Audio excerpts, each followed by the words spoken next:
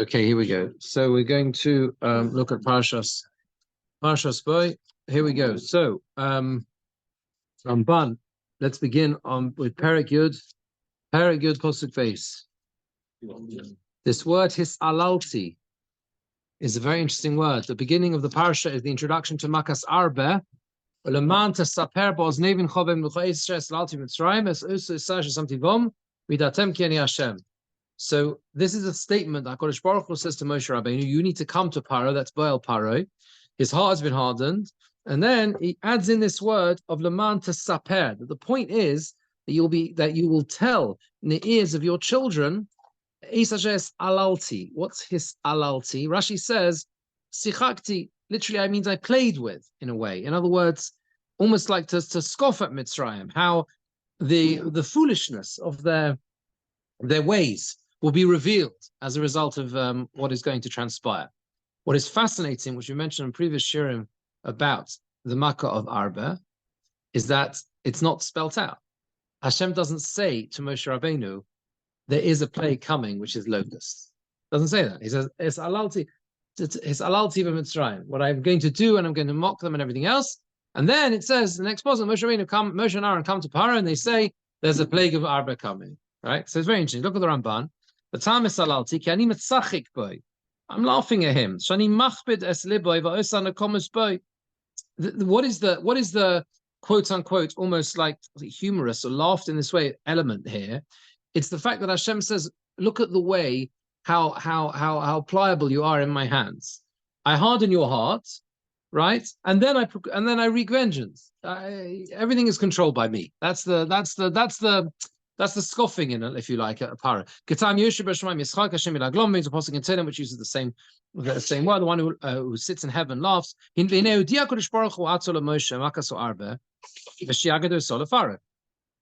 told Moshe Rabbeinu the Makkah of Arba that was going to transpire, and that he should tell Paro. Kimatam boil Paro. It doesn't say why he should come. What's the purpose? He's not saying anything to him. But in this Karak with the very Moshe Paro, he's bringing this question, right? What is actually the content of the message is only spelt out when Moshe Rabbeinu actually speaks to Paro, right? Right? That's the Torah doesn't spell it out. And he says this. Okay, then he brings the example of borod is the other way around. With borod, with the hail, it's the other way around. Hashem spells out to Moshe Rabbeinu that this is what you need to say to him, and then the Torah doesn't record what Moshe says to Paro, right? It doesn't say that, okay? And basically, he gives a simple explanation. The straightforward explanation is, skip a few lines, the reason for this is, sometimes it shortens in one area, sometimes the other, and you basically fill in the gaps as to what actually transpired. Doesn't need to spell out both times the conversation, if you like, between Hashem to Moshe Rabbeinu and then also Moshe to Paro. But then he says, the Medrash says, he says in Eilish Shemos Rabbah, the Medrash Bereishis Rabbah, Ro'isi, I've seen as follows. The Medrash says, in order that you tell and you talk in the ears of your children, Hashem with this told Moshe Rabbeinu, Ma'maka yovi aleihem, which plague he would bring. Because of it, saw Moshe beremez, and Moshe wrote it as a hint. In other words, he told him explicitly, and Moshe Rabbeinu wrote it in the Torah in a way of he hinted to it. How? With this word tesaper. You shall talk, you shall tell, sipur. Leman tesaper, you shall tell your children, your grandchildren. Zumakaso arba. And that is a hint to the plague of locusts. As the Pasuk says in Yoel, which Rashi brings as the other famous example of the plague of locusts. Yeah? Right? To your children you shall tell, and your children to their children.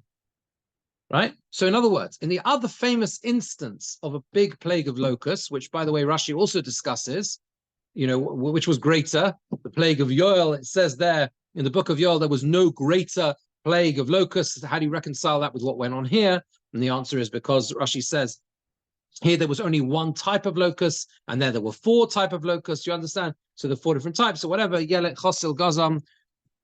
Massive prize if you can tell me what you mentioned that in Tefillah. That'd be amazing. That's a really good quiz question. Where do we mention the 4 different types of locusts in davening? Say the words again. Yelek, Chasil, Gazam, there's one other. Arba. Arba is the fourth. It's not into him. Very obscure. Hoshana Rabbah. Look at Hoshana Rabbah, one of the Hoshanas we mentioned to be matzil from the 4 different types of locusts. There you are. And we mentioned them by name. Yelek, Chosil, Hoshana Miyelek, Hoshana Migazos. Well, it's the 6th, I think. Or the 5th. Anyway, okay. Good question. It says Hashana Yelek Miyelek.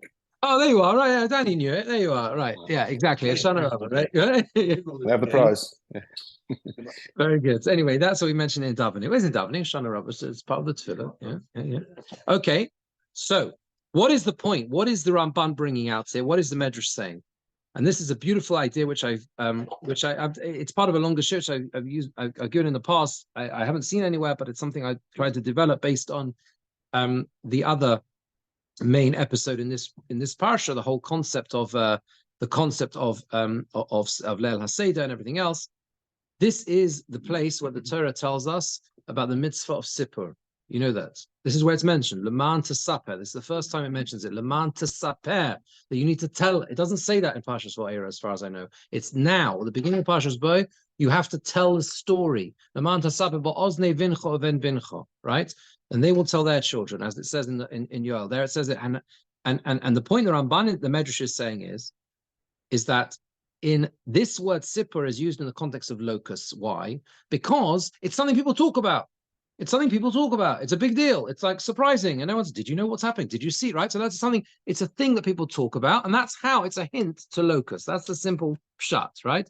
But there's something, it would seem much deeper going on here.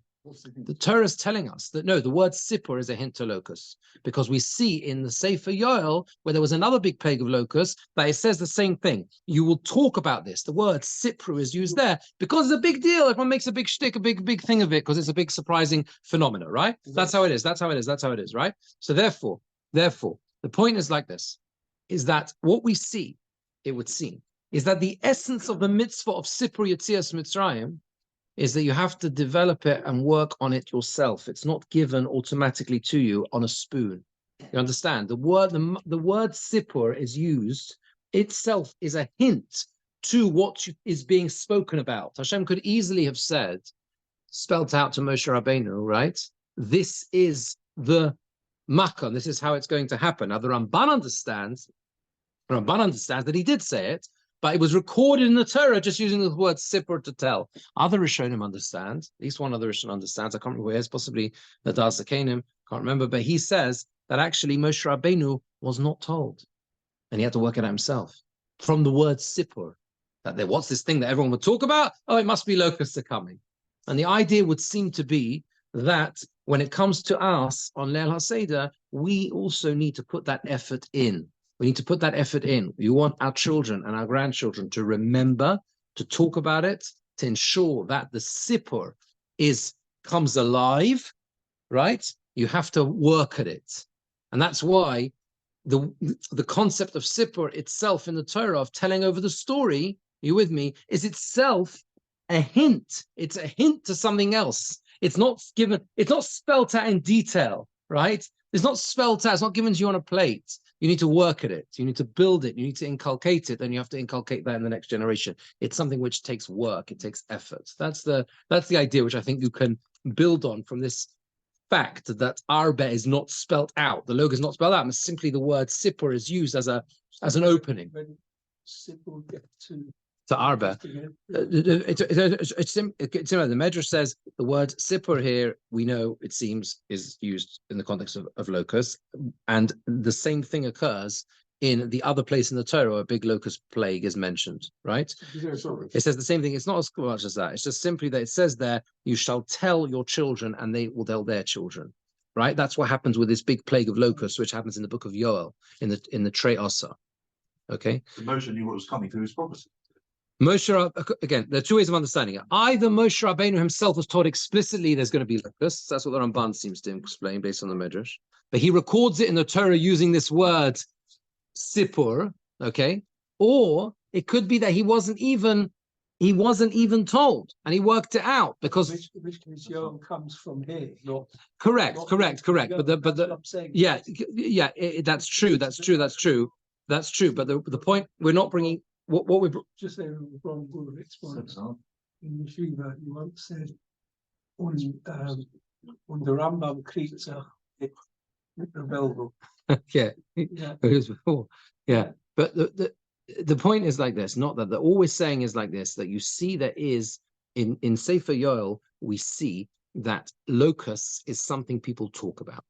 They make a big deal of, right? They talk about it. They masaper, because that's what it says there.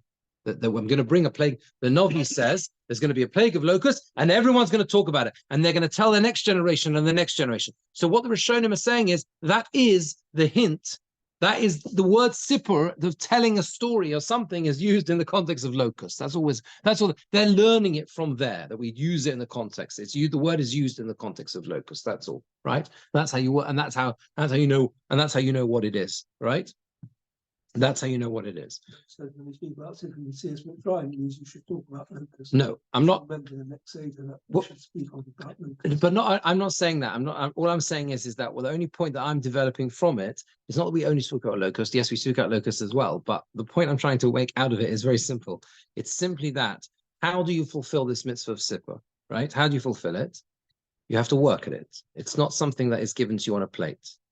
The Torah introduces one of the plagues, this plague of locusts, in a cryptic way. Hashem tells him, Moshe Rabbeinu, something's going to happen that your children are going to talk about, right? And you got to work it out. What is it going to be? Oh, yes, locusts, because everyone talks about locusts. That must be what it is. You with me? That's what I'm trying to say, right? And therefore, I think that you can apply that to the whole mitzvah of Sipur.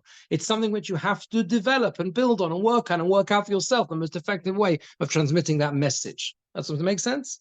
Yeah? Maybe it's implies into facade ein haaretz. Oh, you mean because it's something which is covered? You can't look away from this. It's all covers the whole. Right. There's no other story. Right. Oh, that's interesting. That's it. Yeah. Yeah, that's interesting. That's a very nice link. You're linking that to the concept of a sipur. The story exists everywhere and it's covered. They're very interesting. Yeah, could. For other ideas you can build on from it. Yeah. Okay, let's just go through a few other ideas. So skip to Perek Yud Aleph Pasuk Gimel. It says Perek Yud Aleph Pasuk Gimel. Sorry, Perek Yud Aleph Pasuk Gimel. The Ramban says a fascinating thing. It says in the Torah, Moshe Rabbeinu is told by it says they have to borrow these things. They're supposed to ask their neighbors for silver and gold. By Hashem, and Hashem put the grace, right? The grace of the people in the eyes of Mitzrayim. That's a very unusual thing. What does that mean? What, they're going to be best friends with us? Hashem put the favor in the eyes of the Mitzrayim. What does that mean? Even so Ramban says like this. It means yeah, it means that they would not hate them for all the plagues. There was a mechanism that was being embedded here that they shouldn't detest us for the ruination of their land. Because your average Egyptian in the street has had a pretty hard time because of the obfuscation of Paro, correct? If you think about it, they've all suffered. Yeah? Well, they've all suffered because of Paro's hardening his heart and everything else. The whole land's been destroyed. Avol mosifin bohem avol. They would actually increase love. V'nosim chen beineim. And actually carry grace and favor in their eyes. Lemot to say, Anachnu horashoim. Right? Gam osim chomos. We were the wicked ones, and we did these terrible things to you. And it was fitting, and it's fitting that Hashem should show you this favor. So this was the transformation that Hashem ensured would occur in the perspective that the Mitzrayim, that the Egyptians would have on the Jewish people. It's a very powerful idea. That they would not leave Egypt, you with me, with a sense of hatred, but on the contrary, they would come to a recognition and value and understand that they were the ones who were wrong because of what they had done to us. It says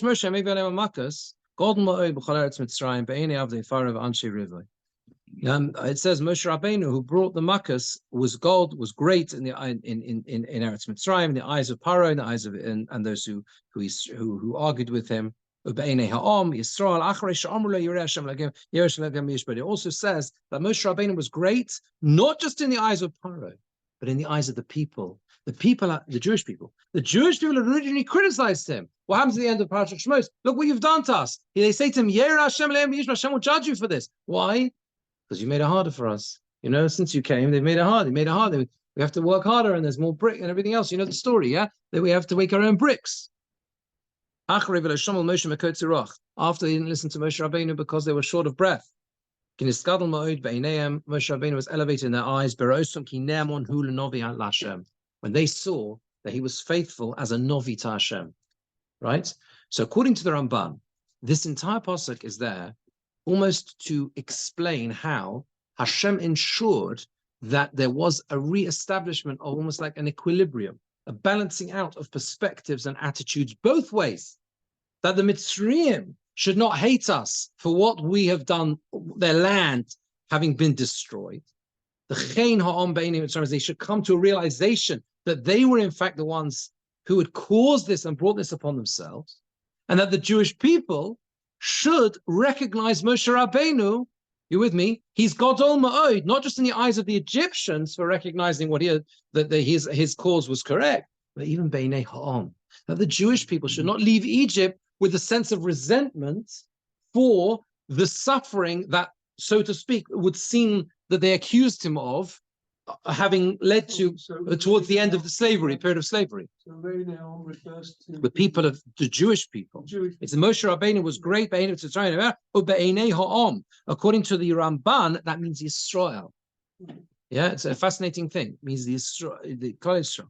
And I think what we see from here, just to take it one tiny level, perhaps deeper, is that in any situation we can immediately understand the contemporary relevance of this. In any situation of conflict, right? There's always going to be that entire realm of residual animosity and just resolving the conflict. So the Jewish people will leave Egypt. You with me? But that's not going to heal.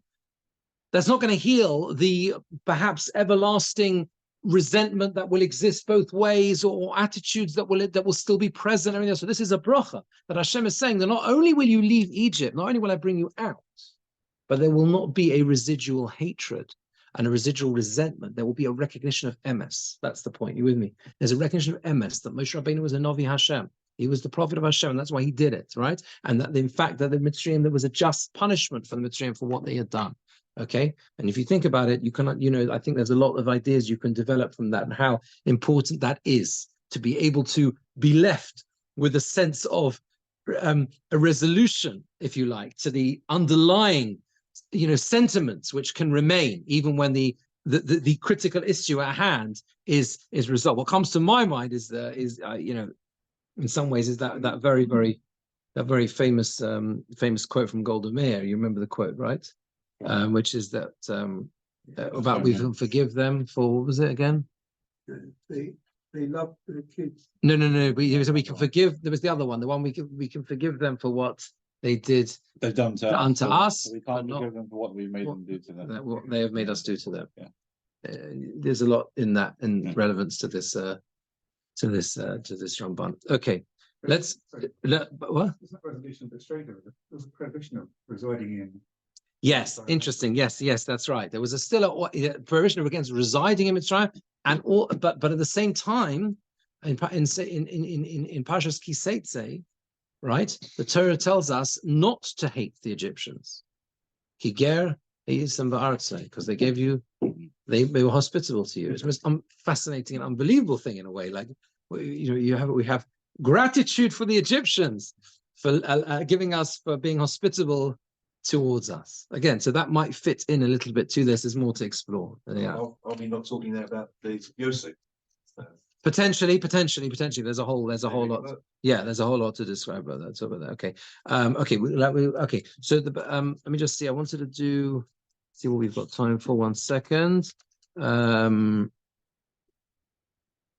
Okay, let's skip to Perek Yud Beis Posuk Beis. HaChodesh Hazeh Lochem. Perek Yud Beis Posuk Beis. Perek Yud Beis Posuk Beis. HaChodesh Hazeh Lochem Rosh Chodoshim.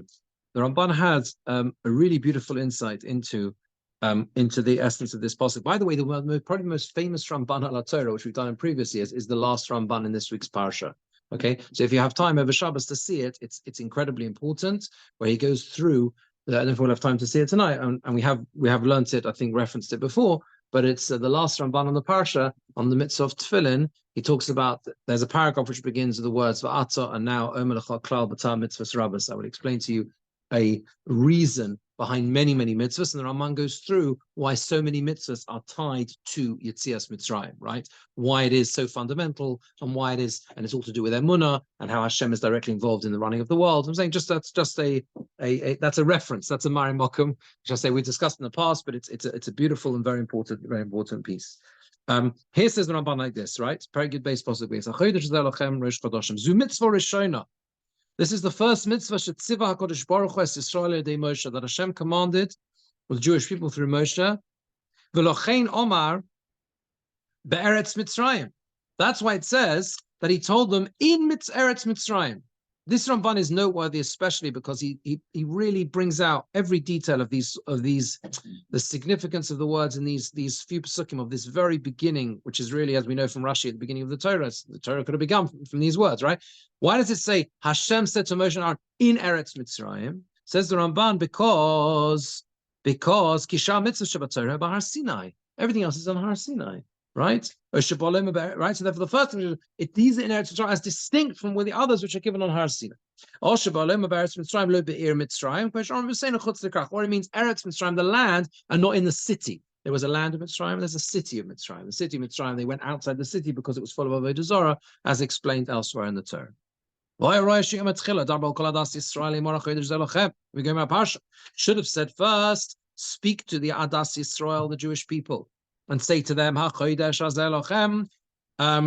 finish the parsha. Al Moshe v'Aaron b'mokom Yisrael.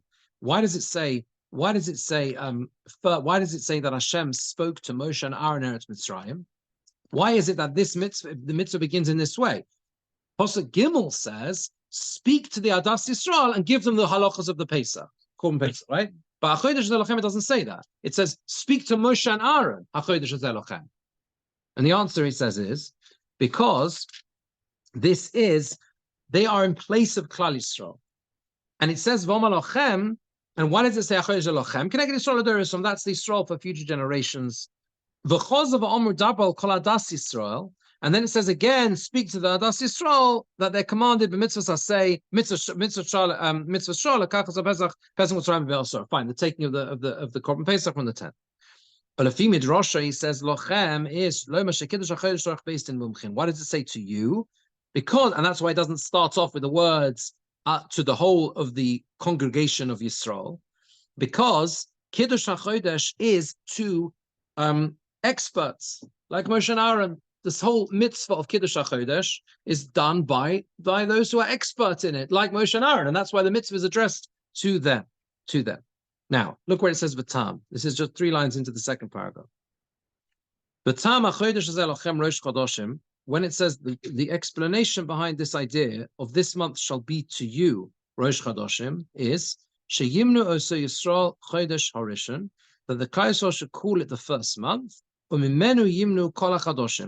specifically from it, the months shall be numbered. Sheni or Shlishi, Atashlam Ashana, B'Shnei Chodesh, to complete the year with 12 months. The idea is that everything should return and come back to this great miracle. Whenever we mention the months, first, second, third, what are we counting from? We're mentioning them from You're mentioning the nes, the miracle. That's why you're calling them months. 1, 2, 3, 4, 5. Well, he says, and that is why you will not find in the Torah any months given a name. You have asked that question. Why don't we have names for the months in the Torah? Why the third month? Because it's all meant to remind us of that existential, that miracle that we began with, the whole thing that started our nation. Right, and it brings out the psukim where we see it's the 7th month, it's the 2nd month, it's the 3rd month, etc. Okay? He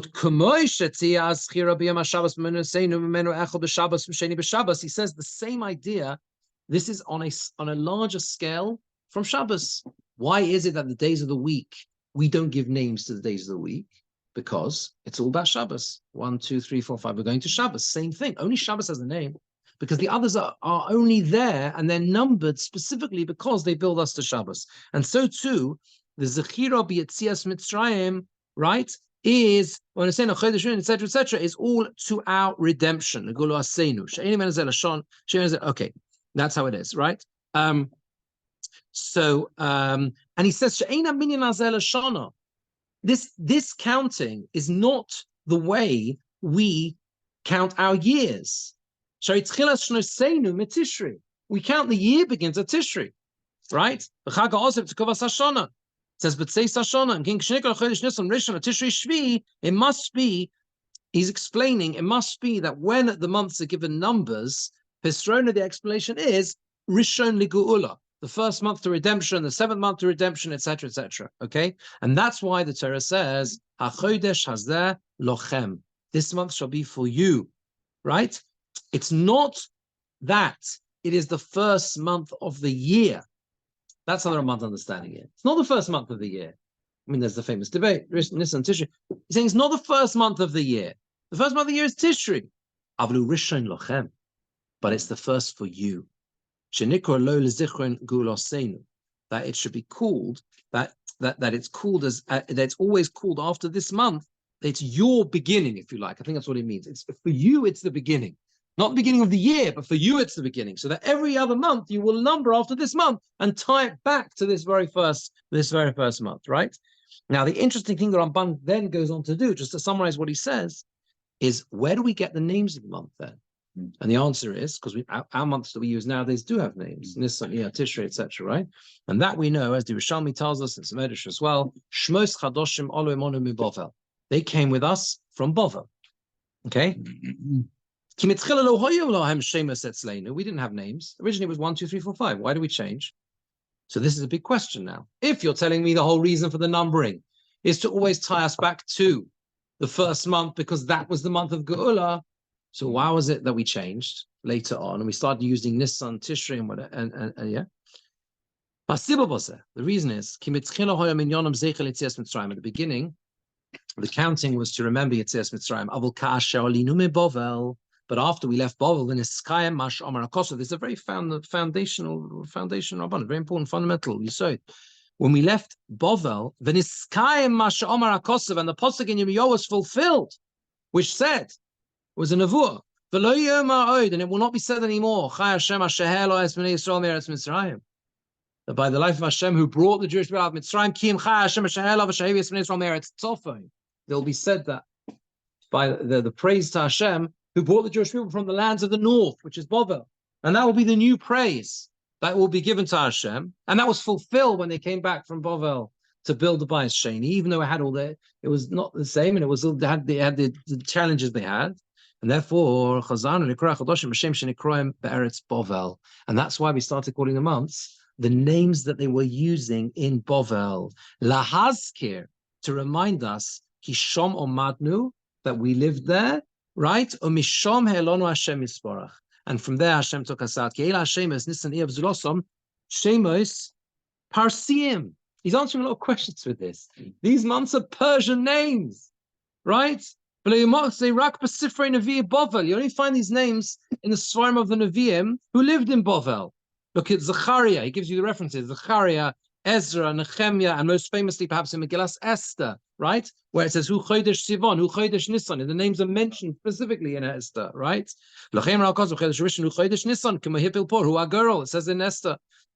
Okay? V'oid hayoim. And here Ramban says, still today, nowadays, Hagoyim ba'artzos prasamodai, go to visit Iran, right? Go to visit Persia, Kachim Kurim, and you will see they use the same names. You know, till today. Have a look. Look what the names are called in Persian, Farsi, right? I think you'll find they are very, very similar to our names. I think we noticed across the road there were some names. Once someone pointed out in the play group across the road, you know, the Excel club that we use, right? There was some display there about sort of Persian names of the month or whatever, and they were basically, they say, very similar to the names that we use, because those are the names they use. Okay, and they call them Nisan, Tishrei, Kulam Kamoinu. V'neinaske b'chedoshim ha'geula hashenis. We mention with the months the second redemption, kasher sinu adheinu b'reshona, as we did until that point with the original Geula, which was from Mitzrayim. So this is a beautiful Ramban. He's explaining so many things there to us, right? The reason why the Torah lists the names, doesn't give names to the months, is because they are all numbered following Yetzias Mitzrayim, because it takes us back to that moment, focusing us. It's not about where you are in the year, it's about the moment of Geula and always bringing us back to that point, like we always come back to Shabbos. But then, when we left Bovel and we came back to Eretz Yisrael, we did an amazing thing. We started using the names of the months, which are not even our names. They're names which are Persian. They're names which are existent. They're not some of the, they're not names that came from essentially the Ramban is saying, don't seem to have a Jewish origin. Okay, you can debate what elements of them are a Jewish origin or not, and it's a much bigger conversation. Why did we change? It's an astonishing thing to do. The answer is because once we left Bovel and came back and we were able to build the Beis HaMikdash, then we needed to tie ourselves to that moment. And we need to remind ourselves of that Geula, of the fact that Hashem brought us back after those 70 years in exile. And the Ramban doesn't go further than that.